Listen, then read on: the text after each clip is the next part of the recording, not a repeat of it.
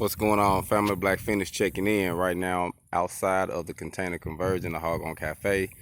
Been doing a couple features today. As you see, I put my lights on the outside, for the entrance. I'm gonna have an awning over the top, but I haven't added it just yet. But wanted to go on and just give you a small update on some of the things that I'm doing.